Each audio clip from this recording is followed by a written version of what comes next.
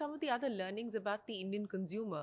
As what would your advice be to somebody who's looking at getting into the D2C space at this point in time, and on how they should go about addressing needs, how they should go about building at scale? See, one thing that we have seen a lot, people are way more smarter than we think, right? And that is not just a phenomena only in your metros or tier one. The same level of awareness even exists in smaller towns.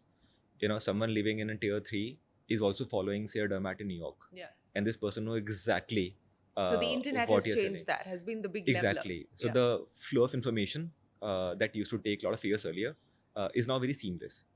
I know exactly what these are. And many times we think that people don't know about it, Mm. but we are smart enough to understand. So don't take them for granted ever. Uh, Second is, I think there's a lot of noise around it. In any space you will see multiple things are happening. Start with a niche, focus on solving some specific problems. Mm.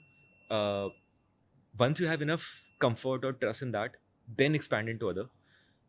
Like in our case, we started with problem solution, then your maintenance product like moisturizer. Mm. So go with the painkiller because that is where defining or differentiating with someone else is easier Yeah. than the so-called vitamins, right? So good to have is more challenging space, but the problems are easy to target. Those are difficult also to solve. Mm. But if you do, you immediately have the trust. And always focus on customers. I can't emphasize more on it, right? I mean, I see this as a statement everywhere. That's the most abused thing, right? I mean, which company doesn't say that it's customer focused, customer obsessed, customer centric? Yeah, so most of them say, very few follow. And for a new startup or a founder, many time things look very overwhelming. Mm. That there's so much of a competition, so much is going around. Uh, it is what we have seen is uh, a very few are doing actually the right work. Mm. Rest is just noise. Ignore that. Do what is right for customers. Focus on right categories. Don't worry about the time, and most of the thing will fall in place. Hmm. So, break this down a little bit further for me. When you say that you've been customer centric and that's different from the claim of being customer centric, what have you done differently? What have you done that you believe speaks to the truth of living that value? See, you have to do hundreds of things. Uh, Let me start with, say, e-com. There's a industry in India. You can buy a 5-star rating on any e-com by paying 30-40 rupees. That's true. And Most it's companies happening, participate. It's happening. it's prevalent. It's prevalent. Everyone does that. You can see a product which is recently launched, like 2 weeks back, and within 2 weeks you can see that it has 100 5 stars Mm. ratings and all, right? Mm. Many times you can simply see the date of the listing and the rating.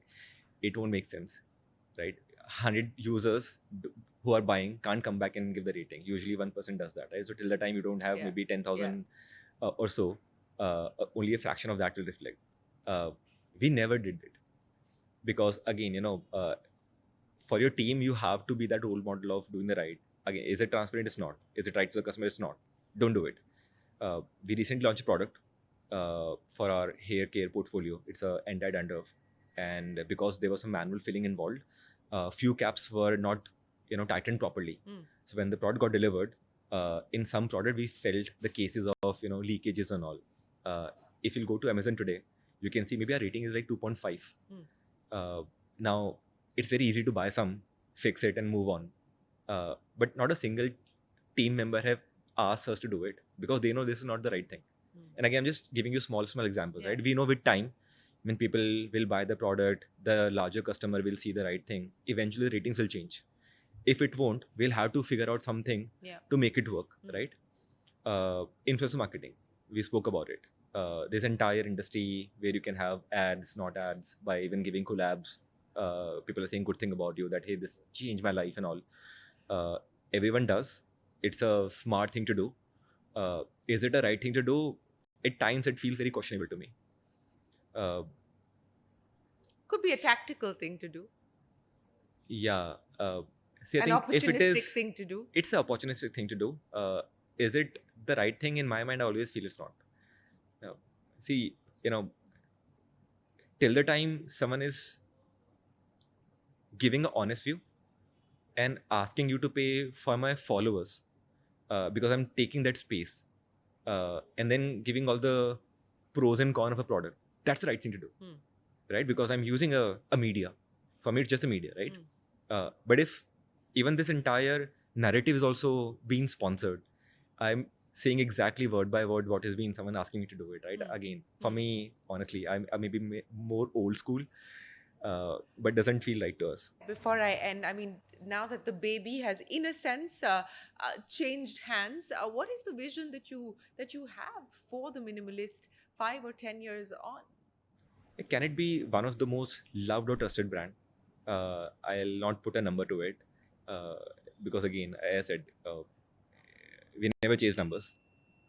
If you can become a brand, which I say that, globally, when people say if I'm thinking of Active, I'm thinking of a company which I can trust, and this names come on top of a mind, right? Rest will follow.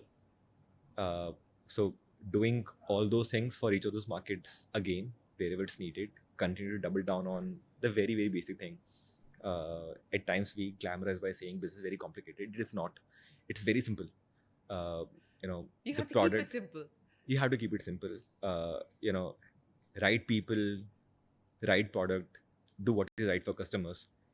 There's no fourth thing. Just these three. I think everything beyond these are very easy to manage, which is your capital and whatnot.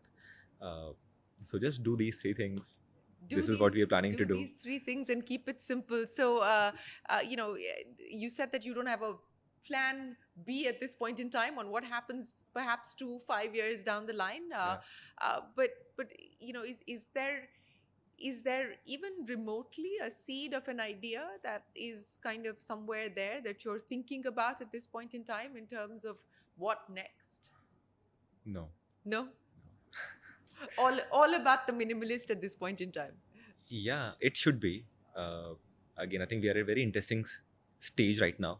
Uh, Next 2 years would be very exciting, and I think I'm very, very focused on understanding a lot of. Again, as I said, we never did retail, so it's a new learning experience for us also. Yeah. We never did a lot of international at scale, so good learning experience, and I'm more excited about it. Well, it's been such an absolute pleasure speaking with you. Thank you very Likewise. much for keeping it real, for saying it like it is, and for sharing the story and the journey of the Minimalist. We wish you the very best of luck with your Thank you. future endeavors and with your plans to take Minimalist global and make it one of the most loved and trusted companies in the world. Appreciate your time and thanks for sharing your story with us. Thank you so much for listening.